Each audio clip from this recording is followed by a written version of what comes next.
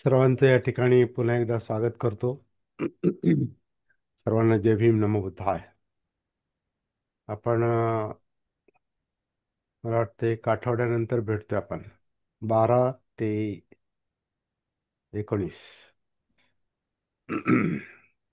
सहा सहा 7 दिवसानंतर आपण भेटतोय.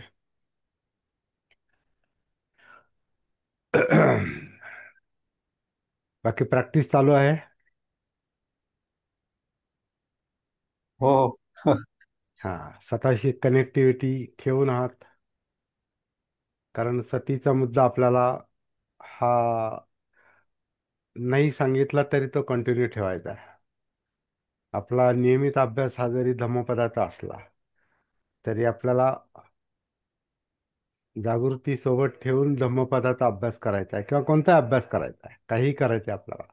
फक्त अभ्यासच नाही, कोणती कृती करायची. आपली शारीरिक कृती, मानसिक कृती आणि वाचिक कृती. काया वाचा मनाची जी जी काही कृती असेल तिला सतीची जोड पाहिजे. आता आपला जो अभ्यास चालू आहे, धम्मपदाचा जो अभ्यास चालू आहे, तो अभ्यास आपण सतीशिवाय करणार नाही, करूच शकत नाही. हम्म.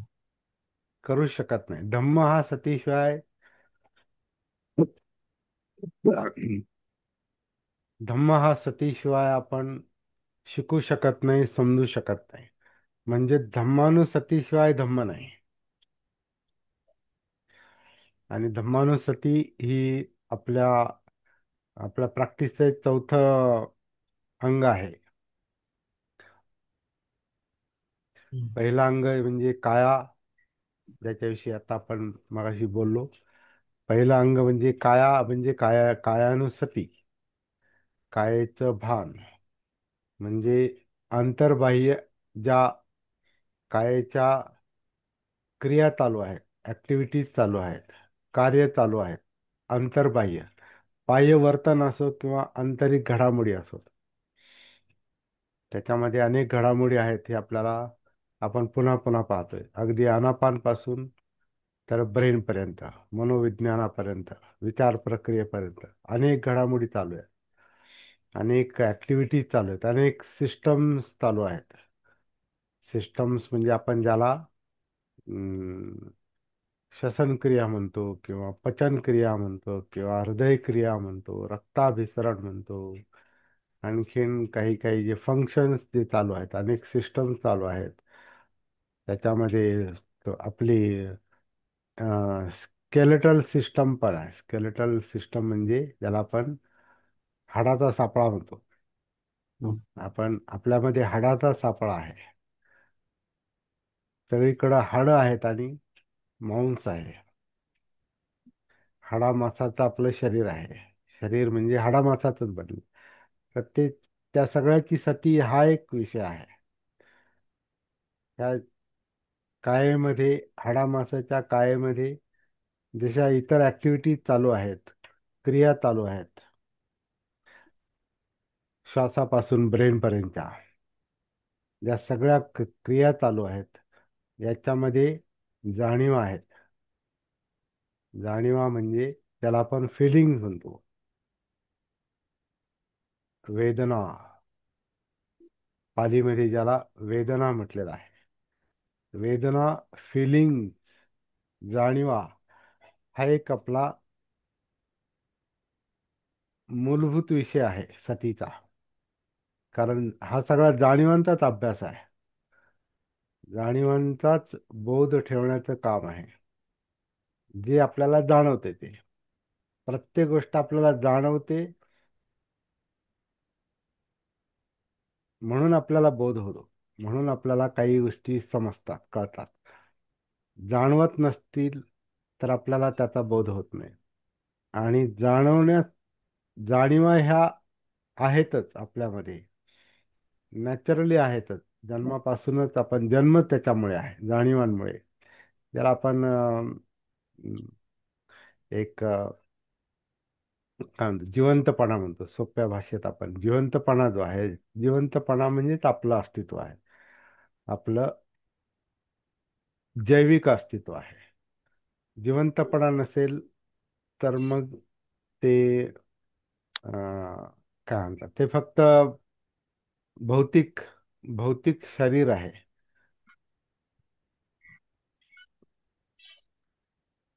म्हणजे जिवंत शरीर आणि मृत शरीर याच्यातला फरक आपण जर लक्षात घेतला तर मृत शरीर हे पण शरीरच आहे, पण त्याच्यामध्ये जिवंतपणा नाही, म्हणजे जाणीवा नाहीत, फिलिंग नाही.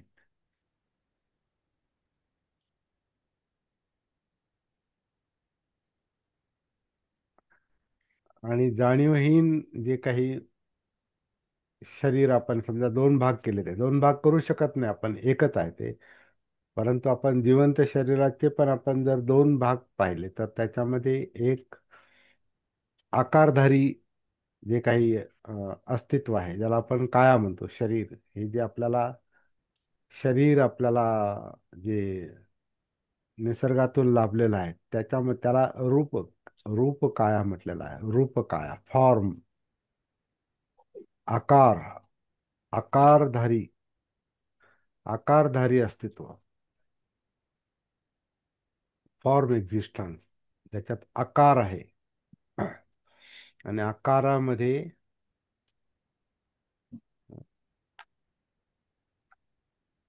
पृथ्वी, आप, तेज, वायू हे चार घटक आहेत. घन धातू, जल धातू, वायू धातू आणि अं, तेज धातू म्हणजे उष्णता. आपल्या शरीरामध्ये उष्णता आहे, आपल्या शरीरामध्ये वायू आहे, आपल्या शरीरामध्ये जल आहे म्हणजे पाणी आहे, जे द्रवरूप आहे. ज्याला आपण रक्त, लाळ, लघवी किंवा जे आपण प्रवाहित जे आहे, प्रवाहित जल जलप्रवाह, तर ते जे प्रवाहित जे आहे, जे द्रव आहे, त्याला जलधातू म्हटलेला आहे. तो आपल्या कायेचा भाग आहे. आणि घनधातू म्हणजे घनधातू म्हणजे ज्याला आपण हाडं म्हणतो किंवा मांस म्हणतो किंवा पेशी, अं, मज्जा, का काय म्हणतात त्याला, म्हणजे ते मज्जा मज्जा संस्थेमध्ये जे काही जे घन मॅटर आहे. काही शब्द आता थोडे समजून घेण्याचा विषय आहे तो. जे मॅटर आहे, जे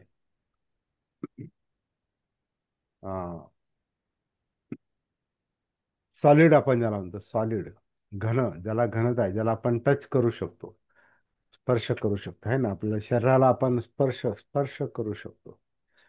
आपण पाण्याला स्पर्श नाही करू शकत, शरीरातल्या याला स्पर्श नाही करू शकत. जल याला आपण स्पर्श नाही करू शकत, तो प्रवाह आहे. आपण तापमान आपल्याला जाणवतं, पण आपण त्याला असं, तो स्पर्शाचा विषय नाही, तो जाणीवंताच विषय आहे, जाणवतं ते. तापमान जाणवतं. आणि वायूला आपण स्पर्श नाही करू शकत, ते जाणवतं, जसं आनापान आहे. किंवा अनेक अनेक आपल्यामध्ये अनेक ठिकाणी आपल्याला ज्या पोकळ्या आहेत वेगवेगळ्या ठिकाणी शरीरामध्ये, त्याच्यामध्ये वायू पण आहे. असं हे आकारधारी अस्तित्व आहे. आणि ह्याच्यामधला जिवंतपणा जो आहे, म्हणजे एक एक आकारधारी, ज्याला त्याला रूप म्हटलेलं आहे, फॉर्म, आकार. आणि त्याच्यामध्ये निराकार एक आहे. निराकार आहे म्हणजे त्याच्यामध्ये जाणीवांचा भाग आहे, जिवंतपणाचा भाग आहे, कॉन्शियसनेस ज्याला म्हटलेला आहे. त्याचं चित्त आणि मन हे त्याचे अंग आहेत. चित्तामध्ये इमोशन्स आहेत, भावना आहेत, इच्छा आकांक्षा आहेत, तृष्णा आहेत, पाहिजे नकोचा संघर्ष आहे. ते चित्त आहे, जे चेतवतं. इच्छा या आपल्याला पेटवतात, म्हणजे काहीतरी पाहिजे म्हणून सक्रिय होतो. पेटवणं म्हणजे सक्रिय होतं, काहीतरी धग सुरू होते. काहीतरी अग्नी प्रज्वलित होतो. इच्छा नैसर्गिकच हे आहे ते अस्तित्वाबरोबर त्या इच्छा आलेल्या आहेत. काहीतरी पाहिजे. अन्न पाहिजे, पाणी पाहिजे, हवा पाहिजे, अं, डोळ्याला काहीतरी पाहिजे. म्हणजे काहीतरी डोळ्यांच्या वस्तू पाहिजेत आपल्याला, काहीतरी ऐकायला पाहिजे, काहीतरी गंध पाहिजे आपल्याला, काहीतरी चव पाहिजे आपल्याला, खाण्यापिण्यामध्ये आपल्याला चव पाहिजे, आपल्याला स्पर्श पाहिजे. म्हणजे आता थंडी आहे तर आपल्याला, म्हणजे थंडी वाजली तर आपल्याला उबदार स्पर्श पाहिजे, म्हणजे अंगात आपण मग अं, तसे उबदार कपडे घालतो. आणि गरम होत असेल तर आपण थोडे, म्हणजे साधे कपडे घालतो, आपण उबदार कपडे नाही घालत, आपण साधे कपडे घालतो. कारण तसा स्पर्श पाहिजे. तर अशा प्रकारे हे आपलं जे अस्तित्व आहे, या सगळ्याची आपल्याला सती पाहिजे. आपला विषय सतीपासून निघाला, तर पण सती म्हणजे नेमकं, सती म्हणजे एक गोष्ट नाही. सती म्हणजे जे आपण चर्चा केली या 7 वाजल्यापासून तर 17 पर्यंत 10 मिनिट आपण जी काही चर्चा केली, आता हे चर्चेमध्ये आपण सतीचे विषय जणू काय आपण बोललो. त्याचेच आपण 4 भाग करतो, किंवा 4 भाग होतात, त्याचे नॅचरली 4 भाग होतात.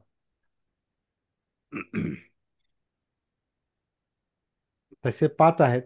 पण 5वा जो भाग आहे, ज्याला अनापान सती म्हणतो, आपण अनापान म्हणतो, श्वास जो म्हणतो, तो श्वास हा कायेचाच एक भाग आहे, म्हणून त्याला आपण 5वा हिस्सा नाही म्हणत. सुरुवात आपण जी अनापान सतीपासून करतो, जी ही काया आन करते, काया अपान करते, आपलं शरीर नैसर्गिकपणे आतून आत श्वास घेतं, आतून बाहेर सोडतं. हे जे कार्य चाललेलं आहे आनापानचं, श्वासोच्छ्वासाचं, हे सेपरेट नाही, स्वतंत्र नाही, वेगळं नाही. हा कायेचाच भाग आहे, कायेचंच एक कार्य आहे, कायेतली एक सिस्टम आहे, एक यंत्रणा आहे, ज्याला श्वसन यंत्रणा म्हणतो, किंवा ज्याला आपण श्वसन क्रिया म्हणतो. आणि श्वसन क्रिया म्हणजे फक्त हवा नाही, फक्त जेवढी आपल्याला जाणवते तेवढी हवाच नाही, हवेचा स्पर्श म्हणजे श्वसन नाही फक्त. श्वसन क्रिया म्हणजे जी काय हालचाल चाललेली आहे कायेमध्ये, या धडामध्ये, फुफ्फुसामध्ये, त्याच्या खाली फुफ्फुस म्हणजे हे बरगड्यांचा भाग जो आपण म्हणतो तो, बरगड्यांचा आतला जो आतली जी फुफ्फुसाची पोकळी आहे, तो एक श्वसन क्रियेतला महत्वाचा भाग आहे, ज्याच्यामध्ये हवा येते, हवा भरली जाते. आणि ती हवा कशासाठी भरली जाते? रक्तशुद्धीसाठी. कारण याच्यामध्ये जे काही फुफ्फुसाच्या आजूबाजूला जे रक्त पसरलेलं असतं, तर ते रक्त श्वासातल्या प्राणवायूमुळे शुद्ध होतं.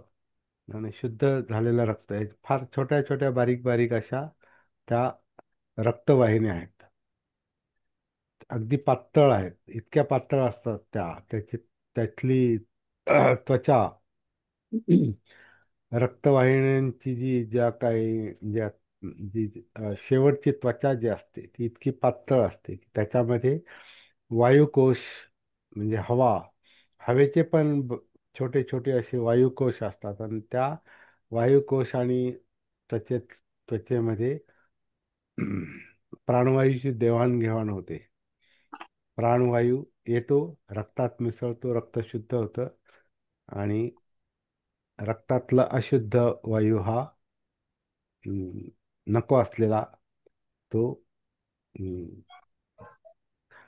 त्याला कार्बन डायऑक्साईड म्हणतात, प्राणवायू, आणि दुसरा कार्बन डायऑक्साईड. तर तो कार्बन डायऑक्साईड परत त्या फुफ्फुसामध्ये, म्हणजे अशुद्ध वायू म्हणून घेतला जातो, तो बाहेर फेकला जातो. अशा प्रकारे हे फुफ्फुसातलं आन आणि अपान चाललंय. परंतु ह्या फुफ्फुसाला किंवा या छातीला सक्रिय ठेवणारे आणखीन काही खाली इंद्रिय आहेत, ज्याला आपण श्वासपटल म्हणतो. जिथं बरगड्या संपतात त्याच्या खाली एक श्वासपटल नावाचा जो पडदा असतो, त्याची हालचाल चाललेली आहे, आकुंचन प्रसारण चाललेलं आहे. त्याच्या खाली पोट आहे, पोटाची पोकळी आहे. म्हणजे हे जर धडामध्ये हे जे काही इंद्रिय आहेत, हे जे काही शरीरातले हे श्वसन क्रियेला सक्रिय ठेवणारे अंग आहेत, श्वसन क्रियेला सक्रिय ठेवणारे जे अंग आहेत ते पोट आहे, श्वासपटल आहे, छाती आहे. आणि हे सगळं पंपासारखं ते, भात्यासारखं ते आन आणि अपान करते. तर हे सगळं कायेचाच भाग आहे. म्हणून अनापान, अनापान हे वेगळं नाही. आणि अनापानचं भान म्हणजे अनापान सती, अनापानची जागृती, की कसं काय चाललेलं आहे. नैसर्गिक नैसर्गिक श्वास जर आपण पाहिला, नैसर्गिक श्वास याचा अर्थ असा की आन आणि अपान आपण मुद्दाम होऊन करत नाही. हा मी आन करतो म्हणून, मी श्वास घेतो म्हणून श्वास आत येतो, असं नाही. आपण नाही घेतला तरी श्वास आत येतो, आणि नाही सोडला तरी बाहेर पडतो. ऐच्छिक कार्य नाही, ते अनैच्छिक कार्य आहे. ते इच्छाशक्तीच्या बळावर चाललेलं नाही. जिवंत राहण्यासाठी ती एक चाललेली नैसर्गिक क्रिया आहे, ज्याला आपण आन आणि अपान म्हणतो. तर ह्या नैसर्गिक क्रियेची सती म्हणजे अनापान सती, असं मला वाटतं. आणि असं सूत्रामध्ये पण ते आलेलं आहे, अनापान सती सूत्रामध्ये. आता ते कसं पाहायचं, हाच एक, कसं अनुभवायचं हाच एक मुख्य मुद्दा आहे. त्याच्यामध्ये खूप भेद आहेत. त्याच्यामध्ये अनेक प्रकारे ह्या गोष्टी, असंच करा तसंच करा असं सांगितलं जातं. मला असं वाटतं जागृती सती म्हणजे जे आहे त्याची सती आहे, जे चाललंय त्याचं भान आहे, जे चाललंय त्याची जागृती आहे. जे नैसर्गिक क्रिया ज्या चाललेल्या आहेत त्याचं भान आहे, त्याची सती आहे, त्याची जागृती आहे. त्यामुळे ते असंच करायचं आणि तसंच करायचं असं नाही. जे चाललंय ते जसं नैसर्गिकरित्या चालू आहे ते ते पाहणं. त्याला अजून एक शब्द आहे, यथाभूत ज्ञान दर्शन. यथाभूत म्हणजे जसं घडतंय तसं. भूत शब्द म्हणजे भव पासून भूत शब्द आला. भूत म्हणजे बनणे, घडणे, होणे. तर अनापान हे घडतंय, हे घडतंय, क्रिया ती चालू आहे, घडते, ती आपण नाही करत. इट हॅपन्स, ती घडते, आपोआप, आपोआप घडते, नैसर्गिकपणे, जन्मापासूनच मरेपर्यंत. आणि आत्ता पण चालू आहे. आणि ते दिवस रात्र चालू आहे, झोपेत चालू आहे, जागेपणी चालू आहे, दिवस रात्र चालू आहे, सतत चालू आहे. कोणताही एक क्षण अनापान पक्ष शिवाय मोकळा नाही, मुक्त आहे. म्हणजे शरीरातल्या अनेक क्रिया ज्या आहेत, जसं आता रक्ताभिसरण सुद्धा एकही क्षण ते थांबत नाही. त्याचं जे पंपिंग आहे, त्याचं जे अभिसरण आहे सगळ्या शरीरामध्ये, ते एक क्षण पण थांबत नाही. त्याच्याशी कनेक्टेड हा श्वासाचा मुद्दा आहे. श्वास पण एक क्षणभर पण थांबत नाही. एकतर आन तरी चालू असतं किंवा अपान तरी चालू असतं. फक्त आन आणि अपानच्या मध्ये जर थोडासा गॅप असतो, तो गॅप पण तो त्याचाच भाग आहे. आन आणि अपानला जोडणारा तो गॅप आहे. गॅप म्हणजे तिथं काही थांबलंय असं नाही.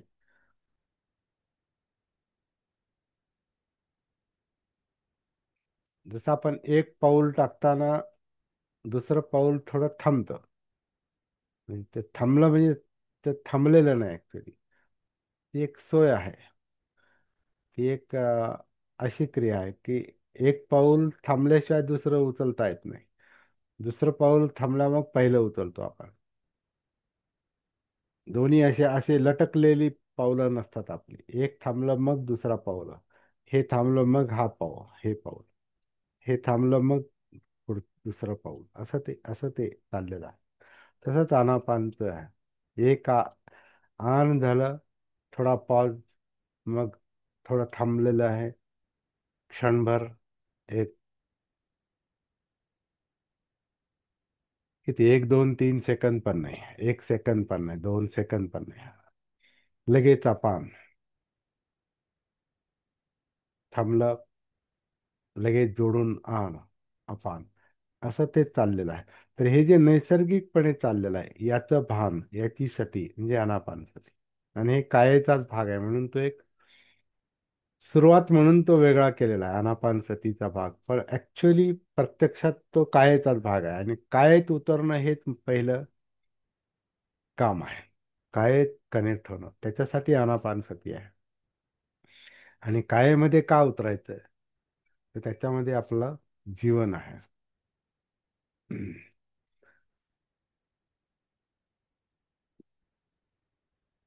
त्याच्यामध्ये आपलं सगळंच सगळंच आहे. बाहेरचं जे आहे तेही सगळं आतमध्येच आहे, ज्याला आपण संस्कार म्हणतो.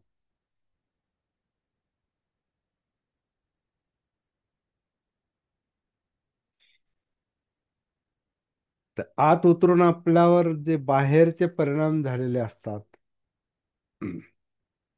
तेही आपण पाहतो. तेही नाही, ते पाहतो आपण. आणि ज्याचे परिणाम झालेत तेही आपण बाहेरचं जग अनुभवतो इंद्रियांमुळे. तर असं ते कार्य चाललेलं आहे. ऑब्जेक्टिव्ह सब्जेक्टिव्ह, बाहेर आणि आत, बाह्य विश्व, अंतर्विश्व.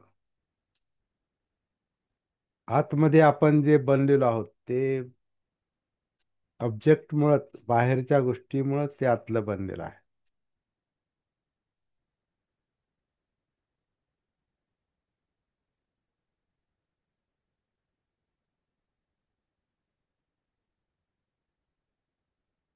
सतीचा, जागृतीचा जसजसा अभ्यास होत जातो आपल्याला,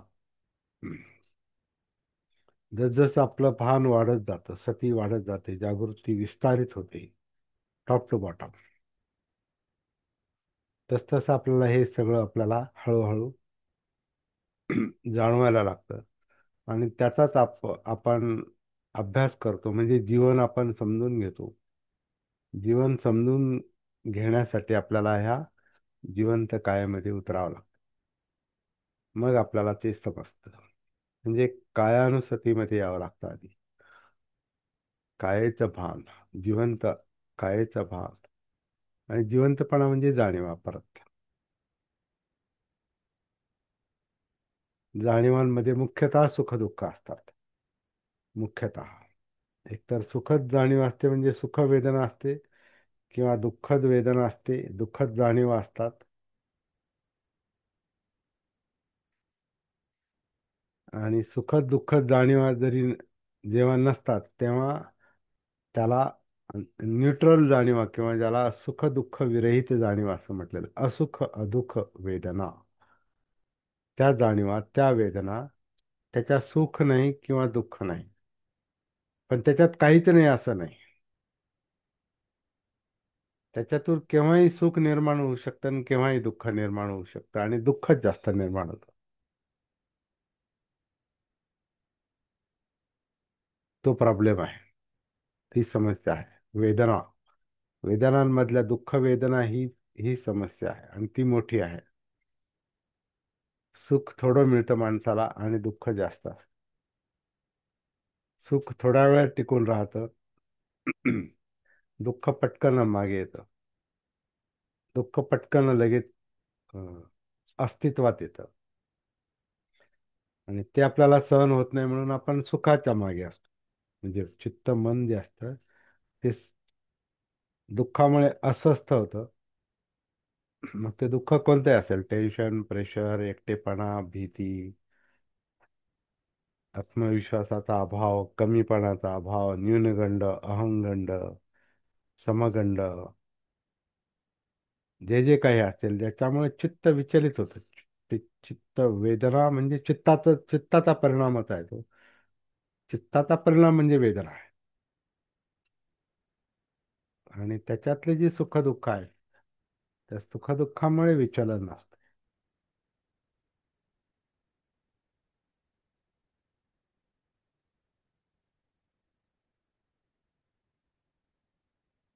आणि दुःख वेदनांमुळे जास्त विचलन असतं, डिस्टर्बन्स असतं, कंप असतात, त्याला कंपन म्हटलं, कंप असतो, चित्त कंपित होतं, भयभीत होतं, म्हणजे कंपित होतं ते.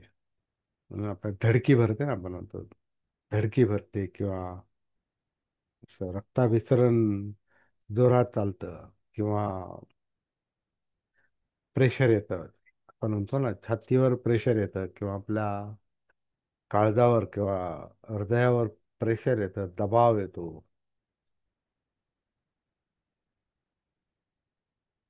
दुःख वेदना म्हणजे सगळ्या शरीरावर ते प्रेशर येतं परिणाम म्हणून. आपल्याला जास्त जाणवतं, धडकी जी जाणवते ती आपल्याला छातीमध्ये म्हणजे हृदयामध्ये, हार्टमध्ये. कारण ते हृदयावर जो ताण येतो आणि मग रक्ताभिसरण जे आपलं वाढतं. कारण जेवढी शक्ती जाते त्याच्यामध्ये, यातनांमध्ये, दुःखामध्ये, चिंतांमध्ये, अस्थिरता, अस्वस्थता, भय, ह्याच्यामध्ये जी काही शक्ती जाते ती शक्ती भरून काढण्यासाठी रक्ताभिसरण हे आपल्याला एनर्जी देतं, म्हणजे शक्ती पुरवतं ते. मग त्याच्यामुळे त्याचं कंपन वाढतं, त्याचं रक्ताभिसरण वाढतं, आणि मग ते आपल्याला म्हणजे रिकवर करण्यासाठी, पुन्हा जागेवर येण्यासाठी सगळं त्याचं ते काम चाललेलं असतं.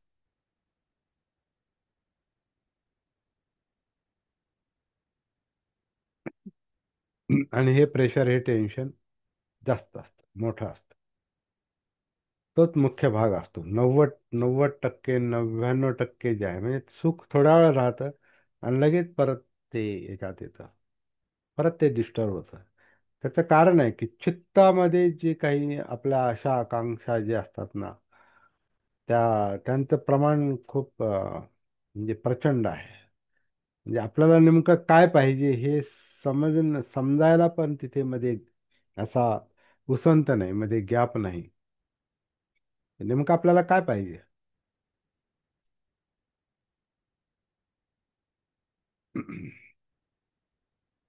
ते आपल्याला समजत नाही. आणि जे पाहिजे त्याच्यात मध्ये चित्त नेहमी कंपितच असतं, म्हणजे काहीतरी पळापळ त्याची चाललेलीच असते. आणि काही काही म्हणजे त्यातल्या ज्या इच्छा आहेत त्या पळापळ करतच असतात. ज्या इच्छा तृप्त होतात त्याच्यामुळे थोडा आनंद होतो. ज्या इच्छा तृप्त होत नाहीत, सॅटिस्फाय होत नाहीत, तिथं दुःख असतं आणि त्याचं प्रमाण जास्त असतं. आणि ते जेवढं जास्त तेवढा आपल्यावर परिणाम जास्त. मग तो परिणाम आपल्या मनावर तर होतोच. टेन्शन, प्रेशर जास्त ते मनावर तर होतंच, पण त्याचा परिणाम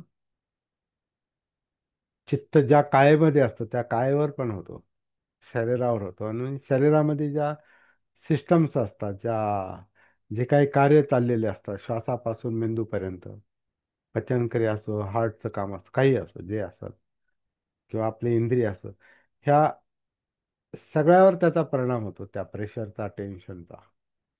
आणि मग त्याच्यातून आजार उद्भवतात. मग आपण त्याला बीपी म्हणतो, किंवा काय शुगर वाढते. कारण ते पॅनक्रियाज, त्याचं जे काही काम असतं ते बाधित होतं.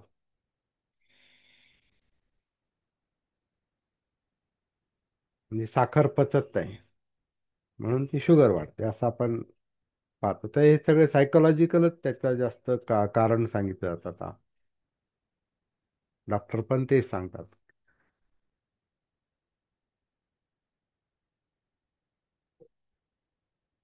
पचनक्रिया बिघडते, मणक्याचे आजार होतात,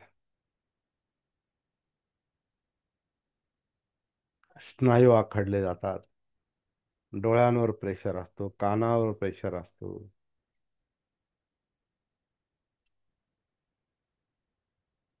काही आजार असे असतात का ते सगळे इमोशनलच असतात, भावनिकच जास्त असतात. अगदी साधे कप्स जे आपण सर्दी पडसं हे त्या हे सायकोलॉजिकलच जास्त असतं असं दिसतंय. कारण जेव्हा तुमच्यावर ते सायकोलॉजिकल प्रेशर असतं आणि आपली शक्ती कमी होते त्याच्यामुळे, तर प्रतिकार शक्ती कमी होते आणि प्रतिकार शक्ती कमी झाली की अगदी सर्दी पडशासारखे पण आजार उद्भवतात. म्हणून आता आपण म्हणतो ना की सर आपल्यावर वातावरणाचा परिणाम का होतो, तो फक्त वातावरणामुळे होत नाही. प्रतिकार शक्तीचा अभाव, शक्तीचा अभाव.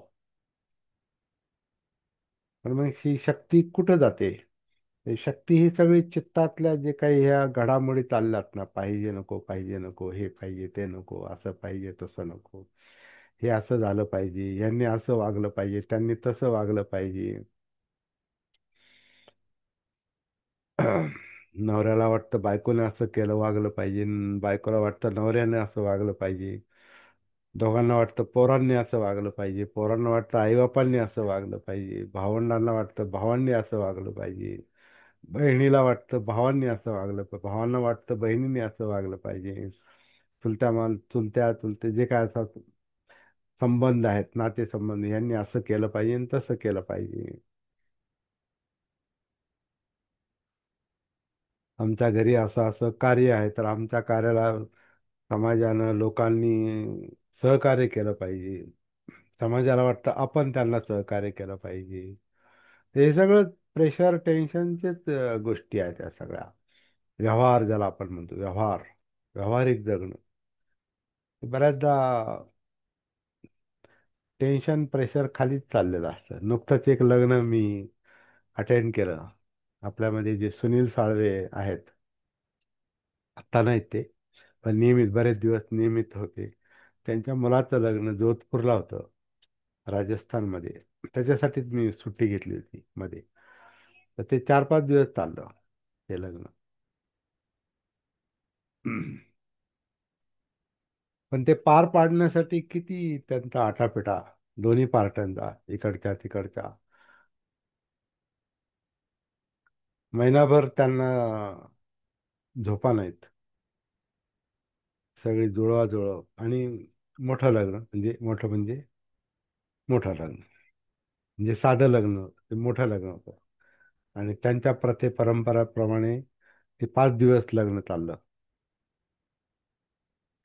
4-5 दिवस त्यांचे काही कार्यक्रम, इकडच्यांचा सहभाग, मग एवढं सगळं करणं, नेणं, लोकांना वऱ्हाड घेऊन जाणं. आणि ते सगळं जुळवाजुळव करण्यामध्ये इथली आणि तिकडची. परत आता ते संपलं, लग्न संपलं किंवा इथलं रिसेप्शन, याच्यामध्ये एवढी पळापळ, एवढी धावपळ, एवढं हे सगळं. हा जो व्यवहार आहे, हा व्यवहार टेन्शन खाली ठेवतो. लग्न 10 मिनिटाचंही नसतं,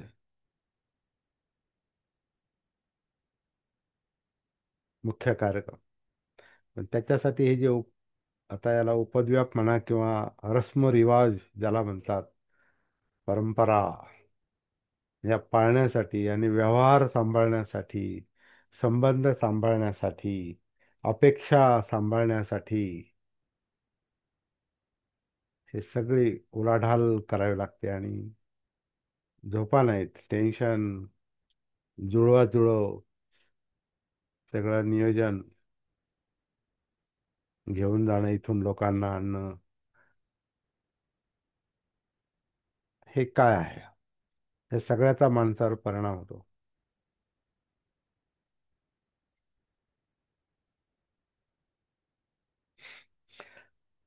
धम्मपदातली पुढची गाथा जी आहे, ती गाथा डोक्यात ठेवून मी काही गोष्टीचं आता स्पष्टीकरण केलं. त्या गाथेचा जो सार आहे तो असा आहे की आपलं कर्म असं ठेवा, आपली कृती अशी ठेवा, आपलं वर्तन, आपला व्यवहार असा ठेवा की ज्याने नंतर ताप होणार नाही. ज्याचा विपाक, कर्म विपाक, कर्म म्हणजे कृती.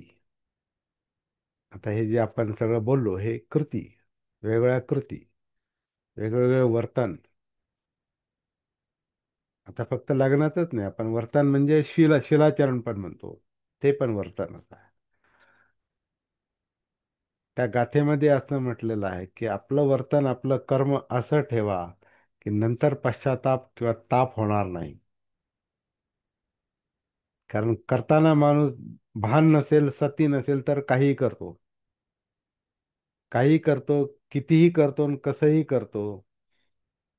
आणि त्याला जर सती नसेल, भान नसेल, तर त्याचा दुष्परिणाम झाल्याशिवाय राहत नाही. काही म्हणजे एक 10% आवश्यक गोष्टीसाठी 90% अनावश्यक गोष्टी पण कराव्या लागतात. तो इच्छा नसली तरी कराव्या लागतात, ऐपत नसली तरी कराव्या लागतात. मग आपण पाहतो ना की लग्न अमका धमका याच्यामध्ये लोक कर्जबाजारी होऊन ते कितीतरी वर्ष ते फेडत राहतात, पण ते रस्म रिवाज, व्यवहार, समाज, संबंध हे मेंटेन करण्यासाठी काही अनावश्यक गोष्टी पण इच्छा नसल्या तरी त्या कराव्या लागतात. आणि काही कर्म आपल्याकडून अशी घडून जातात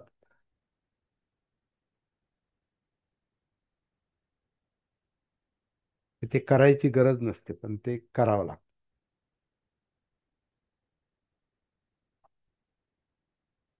करायलाच पाहिजे असं नाही, पण आपल्याला भय असतं की आपण जर ते केलं नाही तर मग आपलं पुढचं कार्य त्याचे परिणाम आपल्याला वाईट बघावे लागतील. म्हणून ते भयाखाली, टेन्शन खाली बऱ्याच गोष्टी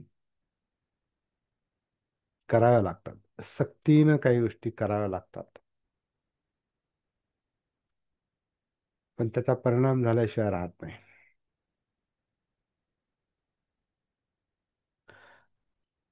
नतं कम्मं कतं साधु यं कत्वा अनुतप्पति यस्य अस्सुमुखो रोदं विपाकं पटिसेवति. आठवी गाथा आहे बालवगोतली आणि धम्मपदातली 67वी गाथा आहे. त्याचा सरळ अर्थ असा आहे: नतं कम्मं कतं साधू, ते कर्म, तसं कर्म करणं साधू नाही म्हणजे चांगलं नाही. जे केल्याने ताप होतो, पश्चाताप होतो, संताप होतो, असं कर्म करणं चांगलं नाही. ज्याचा परिणाम हा अश्रू ढाळण्यामध्ये होतो. आता हे कर्म आणखीनच म्हणजे तापदायक आहे की ज्याच्यामध्ये माणूस रडकुंडीला येतो, रडतो, दुःख आहे. शेवटी हे मुख्य विषय जो आहे तो तोच आहे. हे असं चाललंय जीवन की असं कर्म करू नका, असं म्हटलंय, जणू काय सांगितलंय असं कर्म करू नका जे चांगलं नाही, हिताचं नाही, ज्याच्यामुळे नंतर पश्चाताप करावा लागेल, ज्याचं फळ रडत भोगावं लागेल, ज्याचं फळ फळ म्हणजे विपाक, परिणाम. नतं कम्मं कतं साधू, ते कर्म करणं साधू नाही म्हणजे चांगलं नाही. यं कत्वा अनुतप्पती, जे कत्वा म्हणजे केल्याने, अनुतप्पती म्हणजे ताप होतो, संताप होतो, पश्चाताप होतो. यस्स अस्य मुखो रोदन विपाकं पटिसेवती, ज्याचा अश्रुमुख म्हणजे अं, रडणे,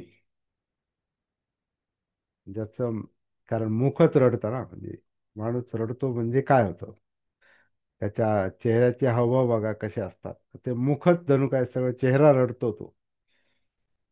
त्याच्यातून त्याच्यातून त्याच्यामुळे अश्रू ढाळले जातात. चेहरा, रडका चेहरा कसा असतो आपण समोर आणू शकतो. हो, लक्षात घेऊ शकतो. रडका चेहरा जेवढं जास्त दुःख तेवढा रडका चेहरा हा तसे तसे आकार धारण करतो. म्हणजे काही छोटं दुःख असेल तर भरून येतं, ओठ कंपित होतात. आणि जितकं जास्त दुःख असतं, जितकं म्हणजे काय म्हणतात, तोंड झोडून घेण्या इतकं किंवा छाती बडवण्या इतकं किंवा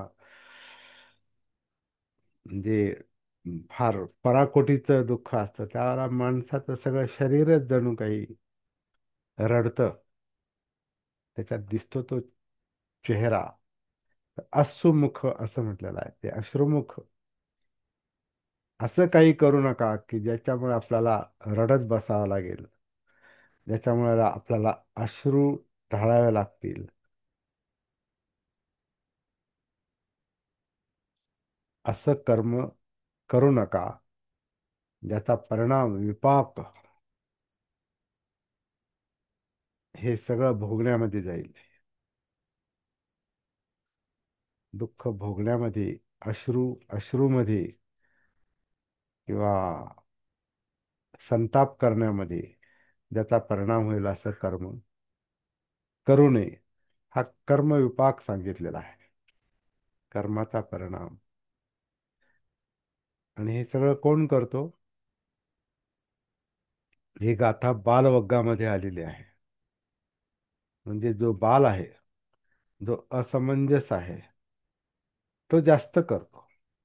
कधी कधी समंजस माणसाला पण काही व्यवहार पाळण्यासाठी हे गोष्टी कराव्या लागतात. त्याची इच्छा नसते पण त्या कराव्या लागतात. कधी कधी ते आता एक व्यवहाराचा भाग म्हणून केला तर ठीक आहे थोडस. पण आपल्याला जर नको त्या गोष्टी करायची इच्छा होत असेल आणि त्याच्यात आपली शक्ती जात असेल, ताकद जात असेल, तर मग त्याचा परिणाम हा भयंकरच असतो. काही गोष्टी आपल्याला म्हणजे अटळ आहेत, त्या कराव्याच लागतात. पण बऱ्याचदा गोष्टी अटळ का बनतात? तर आपल्याच धारणा तशा असतात. आपल्यालाच वाटतं ते तसं व्हावं. आपल्याला असं वाटत नाही, अरे जे करतोय ते चुकीचं करतो. त्याच्यात कधी कधी असं असतं, आता जसं आता लग्न समारंभाचा उल्लेख मगाशी मी केला, की प्रतिष्ठा, समाज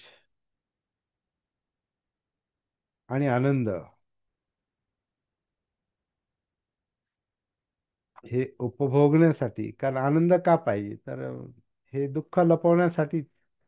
कोणते दुःख, सामाजिक दुःख असो नाही तर व्यक्तिगत दुःख असो, व्यवहार न पाळल्यामुळे होणारं दुःख असेल, लोक नाराज होऊ नयेत.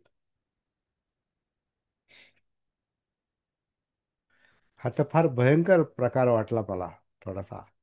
हे टीका नाही बरं का, हे असं चाललेलं आहे. आणि विशेषतः उच्चभ्रू समाजामध्ये तर बरंच काय काय चाललेलं आहे आजकाल. सामान्य माणसं पण कर्जबाजारी होऊन एन्जॉय करतात, म्हणजे नाईलाज म्हणून कधी कधी. पण आता काही आता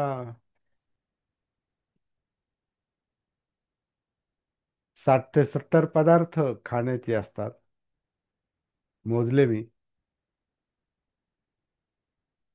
60 ते 70 पदार्थ अगदी एन्जॉय म्हणून.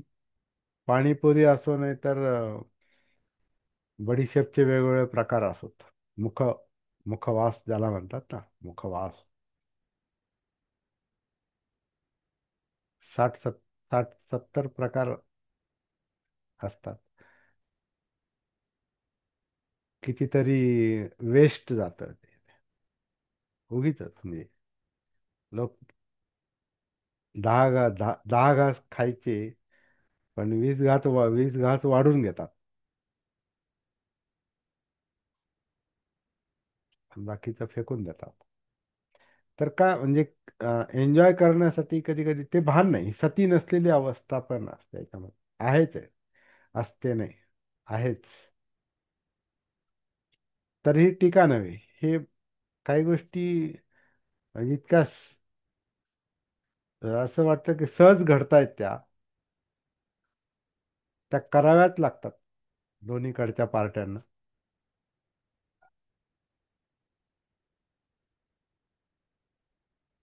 आणि घरामध्ये पण त्याच्यावरून मतभेद असतात.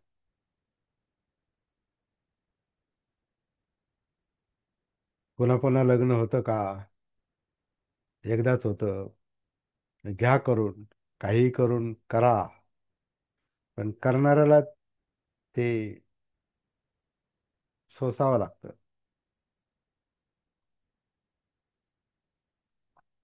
असं कर्म करू नये ज्याच्यामुळे ताप होईल, संताप होईल. साधं सोपं आहे, पण जेव्हा आपल्याला सती नसते, भान नसते, तेव्हा आपण बाल असतो, समजत नाही आणि ते करून बसतो. करून झाल्यावर ते संपत नाही ना, त्याचा विपाक येतो, पुढे परिणाम येतो.